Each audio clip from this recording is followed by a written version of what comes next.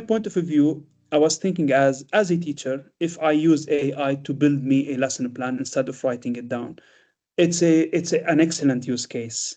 But at the end of the day, I'm delivering the same lesson in the classroom. So I look at it as what impact is having on the student growth, the student attainment, student education, etc. I want to ask this in the context of SEL counseling and well-being. If we are using AI tools, is it the objective is just to save our time, or when we use these tools, are we looking at a better impact on the student support?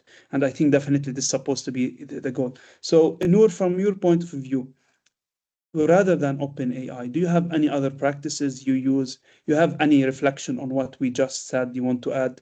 The floor is yours.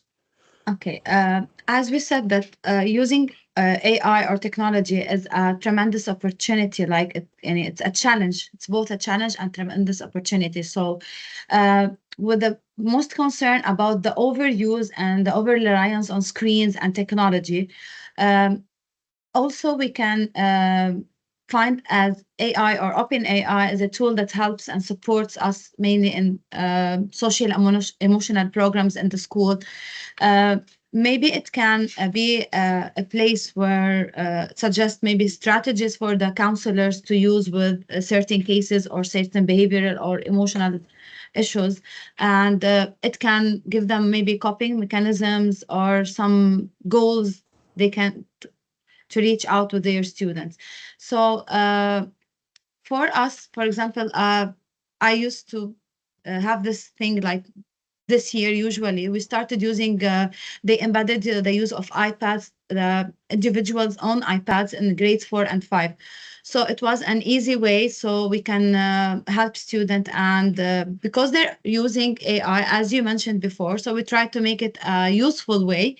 So I suggested for them to use the mood meter application, so where they can mention where they are and where they want to go. So they can identify their emotions, their struggles, where they are struggling, and where they want to go. So that application will give them ways to or skills or strategies to manage their emotions and to move to, for example, maybe a relaxing way, or to help them relax and maybe instead of using high energy of stress or anxiety, to use it in a positive way. Also, one of the things that maybe Dareen mentioned is a chatbot. Like last year, I had an issue with a student in grade 2. So he came and he's not only a student with emotional struggles, he also an autistic child. So he thought that he is having a friend called AI, artificial intelligence. So it was a challenge for us to convince him that's only a screen and you're talking, there is no person or no friend you're talking to. We suggested to use another application. It's a free version. It's called Reflectly.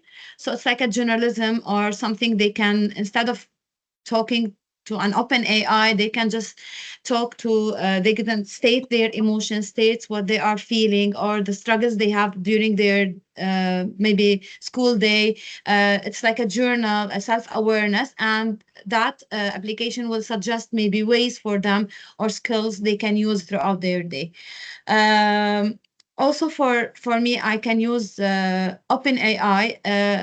It supports a lot by maybe organizing with the flow of work during the day and the issues that we deal with, the mental and emotional issues we deal with the students, with the staff even.